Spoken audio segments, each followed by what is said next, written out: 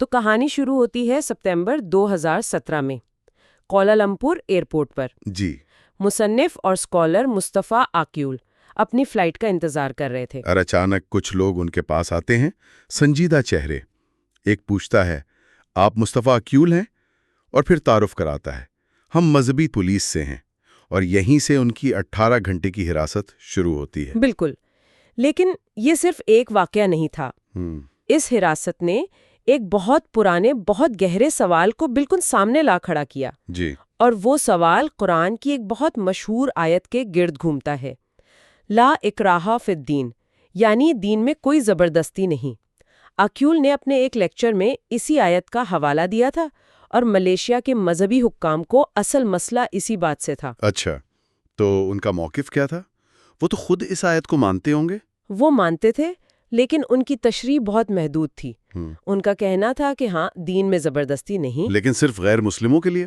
بالکل، مطلب آپ کسی ہندو یا عیسائی کو زبردستی مسلمان نہیں بنا سکتے، لیکن اگر کوئی شخص پہلے سے مسلمان ہے تو اس پر مذہب کی پابندیاں لاگو کرنے کے لیے ان کے مطابق زبردستی کی جا سکتی ہے۔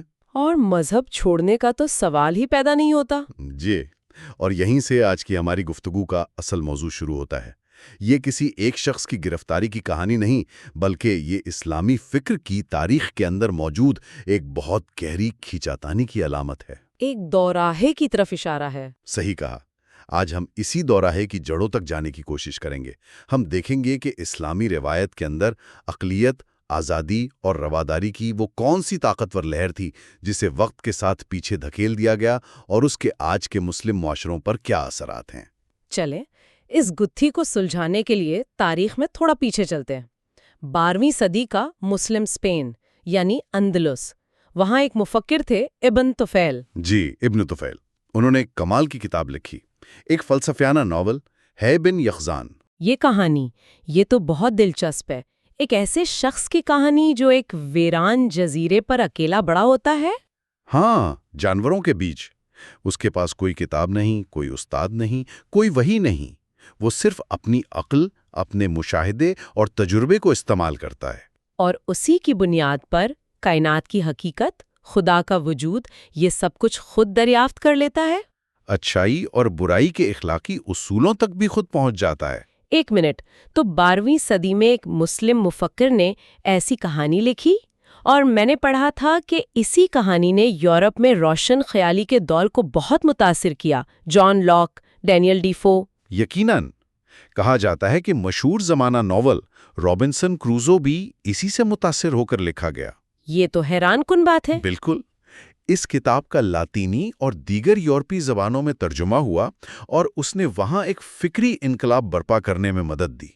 لیکن المیہ دیکھیں کہ جس مسلم دنیا میں یہ لکھی گئی، وہاں اسے تقریباً بھلا دیا گیا۔ جی، اور یہی وہ سوال ہے جس کے گرد آج کی بحث گھومے گی۔ ایسا کیوں ہوا؟ اقلیت پسندی کی یہ روایت مغرب میں کیوں جڑ پکڑ گئی اور مسلم دنیا میں کمزور کیوں پڑ گئی؟ تو اس کیوں کا جواب کہاں ملے گا؟ اس کا جواب اسلامی علم کلام یعنی تھیولوجی کی تاریخ میں چھپا ہے۔ 9ویں اور 10ویں صدی میں مسلمانوں کے اندر دو بڑے فکری مکاتب فکر کا زبردست ٹکراؤ ہوا۔ اچھا۔ ایک طرف تھے معتزلہ، انہیں آپ اس دور کے اقلیت پسند کہہ سکتے ہیں۔ ٹیم ریزن یعنی عقل کی ٹیم۔ ایک طرح سے جی۔ ان کا بنیادی نقطہ یہ تھا کہ خدا کی سب سے بڑی صفت اس کا عدل ہے، اور عدل کا تقاضا ہے کہ انسان اپنے اعمال میں آزاد ہو۔ مطلب انسان اپنے اعمال کا خود خالق ہے۔ جی، اور سب سے اہم بات ان کا ماننا تھا کہ انسانی عقل وحی کی رہنمائی کے بغیر بھی خود سے اچھائی اور برائی یعنی حسن و قبح میں تمیز کر سکتی ہے۔ یعنی آپ کو یہ جاننے کے لیے کسی کتاب کی ضرورت نہیں کہ سچ بولنا اچھا اور قتل کرنا برا ہے، آپ کے ہی کافی ہے۔ یہ ان کا موقف تھا۔ ٹھیک ہے، یہ تو سیدھی سادی بات لگتی ہے۔ تو دوسرا مکتبہ فکر کون سا تھا؟ دوسری طرف تھے اشاعرہ۔ ان کا نظریہ، جسے والنٹرزم کہتے ہیں، اس کے بالکل الٹ تھا۔ بالکل الٹ؟ کیسے؟ ان کا کہنا تھا کہ اچھائی اور برائی کا اپنا کوئی وجود نہیں ہے۔ کوئی چیز اچھی یا بری صرف اور صرف اس لیے ہے کہ خدا نے اس کا حکم دیا ہے۔ ایک منٹ، مطلب اگر خدا جھوٹ بولنے کا حکم دے دیتا تو جھوٹ بولنا نیکی بن جاتا؟ بالکل۔ امام غزالی جیسے بڑے اشعری عالم نے یہی لکھا ہے کہ خدا اگر چاہے تو جھوٹ بول سکتا ہے اور اس میں کچھ بھی غیر اخلاقی نہیں ہوگا، کیونکہ اخلاقیات تو ہیں ہی اس کے حکم کا نام۔ یہ تو بہت بڑا فکری فرق ہے۔ بہت بڑا۔ ان کے نزدیک خدا کی قدرت مطلق ہے، وہ کسی انسانی عقلی اصول کا پابند نہیں ہے، عقل وحی کے تابع ہے۔ تو پھر کیا ہوا؟ ظاہر ہے اس پر تو شدید بحث ہوئی ہوگی۔ صدیوں تک زبردست بحثیں چلیں۔ معتزلہ نے کہا کہ یہ ایک ایسا خدا ہے جو عدل اور عقل کے اصولوں کا پابند نہیں، لیکن تاریخ کا اہم موڑ یہ آیا کہ سیاسی اور سماجی وجوہات کی بنا پر وقت کے ساتھ ساتھ اشری مکتبہ فکر غالب آ گیا۔ اور یہی مرکزی دھارے کے سنی اسلام کی بنیاد بن گیا۔ جی، اور اس ایک فکری تبدیلی نے آنے والی صدیوں کے لیے مسلم معاشروں میں قانون، اخلاقیات، سائنس، ہر چیز پر بہت گہرا اثر ڈالا۔ ٹھیک ہے، تو آئیے ان نتائج کو ذرا کھول کر دیکھتے ہیں۔ اگر یہ نظریہ غالب آ گیا کہ اخلاقیات کا معیار صرف خدا کا حکم ہے، تو اس کا سب سے پہلا اثر سماج کے قانون پر کیا پڑا؟ سب سے بڑا اثر یہ ہوا کہ اخلاقیات کا پورا تصور سکڑ کر صرف قانون یعنی فقہ کی پابندی تک محدود ہو گیا۔ ضمیر، نیت، ان چیزوں کی اہمیت کم ہو گئی۔ مطلب جب تک کوئی کام قانون کے الفاظ کے مطابق ہے وہ ٹھیک ہے، چاہے اس کی روح اور نیت کچھ بھی ہو۔ بالکل، اس کی بہترین مثال حیال یعنی قانونی ہیلا سازی کے تصور میں ملتی ہے۔ ہیلا سازی؟ اس کی کوئی مثال دیں۔ جیسے شریعت میں سود یا ربا حرام ہے، لیکن ایسے پیچیدہ قانونی طریقے وضع کیے گئے جن سے بظاہر تو وہ خرید و فروخت کی ڈیل لگتی تھی، لیکن اصل میں وہ سود کا لین دین ہی ہوتا تھا، چونکہ کاغذ پر سب کچھ قانونی تھا۔ تو اسے جائز سمجھا گیا۔ اچھا، یہ تو کچھ ویسا ہی ہے جیسے آج کل لوگ ٹیکس سے بچنے کے لیے قانونی لوپ ہولز تلاش کرتے ہیں۔ بالکل وہی بات ہے، اور اس سے بھی بڑا اثر شریعت کے جمود کی صورت میں نکلا۔ جمود؟ مطلب وہ تبدیلی کے لیے تیار نہیں رہے؟ جب یہ مان لیا گیا کہ خدا کے احکامات کے پیچھے کی حکمت انسانی عقل سے باناتر ہے، تو پھر بدلتے حالات کے مطابق قوانین کی نئی تشریح یعنی اجتہاد کا دروازہ تقریباً بند ہو گیا۔ اس کی کوئی مثال؟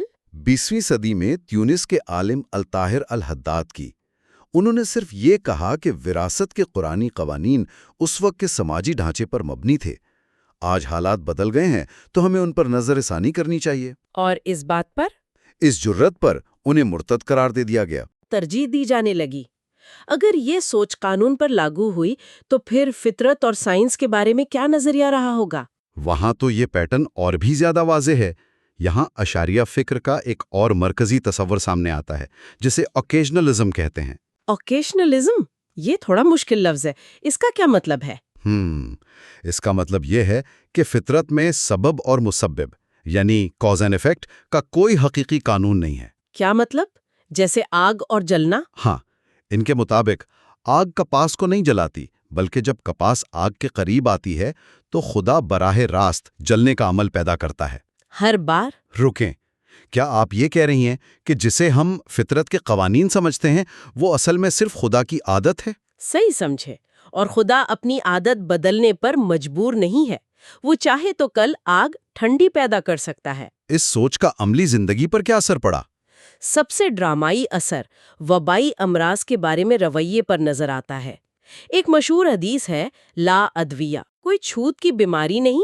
جی، اشعری علماء نے صدیوں تک اس کی لغوی تشریح پر اصرار کیا۔ وہ کہتے تھے کہ بیماری ایک شخص سے دوسرے کو نہیں لگتی، بلکہ خدا ہر مریض میں بیماری براہ راست پیدا کرتا ہے۔ لیکن یہ تو روزمرہ کے مشاہدے کے بالکل خلاف ہے۔ کوئی بھی دیکھ سکتا ہے کہ وبا پھیلتی ہے۔ بالکل، اور یہی عالمیہ ہے۔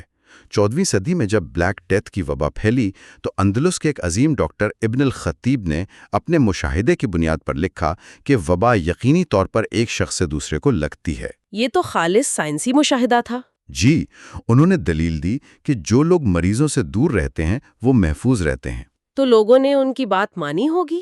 ان پر الحاد کا فتویٰ لگا اور بالآخر انہیں قتل کر دیا گیا۔ قتل کر دیا گیا صرف اس لیے کہ انہوں نے کہا کہ بیماری پھیلتی ہے؟ ان کا جرم یہ تھا کہ انہوں نے کہا کہ بیماری خود پھیلتی ہے، جو خدا کی قدرت میں مداخلت سمجھا گیا۔ جب آپ کا بنیادی نظریہ ہی یہ ہو کہ فطرت کے اپنے قوانین نہیں ہیں، تو پھر ان قوانین کی تحقیق کرنے کا کیا فائدہ؟ صحیح، اس نے تو نظریاتی سائنس کی ترقی کا راستہ ہی بند کر دیا ہوگا۔ تو قانون جامد ہو گیا، سائنس رک گئی۔ اس سوچ کا دوسری تہذیبوں کے بارے میں رویے پر کیا اثر پڑا؟ تیسرا بڑا نتیجہ آفاقیت یعنی یونیورسلزم کے تصور پر پڑا، جب یہ نظریہ غالب آ گیا کہ حتمی سچائی کا واحد ذریعہ صرف وہی ہے، تو پھر دیگر تہذیبوں، فلسفوں اور ثقافتوں سے سیکھنے کا دروازہ تنگ ہوتا چلا گیا۔ ایک قسم کی فکری خود انحصاری پیدا ہو گئی، یا فکری تکبر کہہ لیں۔ اس کی سب سے بڑی مثال جو ذرائع میں دی گئی ہے وہ غلامی کے خاتمے کی تحریک ہے۔ یہ تحریک مغرب میں شروع ہوئی تھی۔ جی، انسانی برابری کے اصول پر۔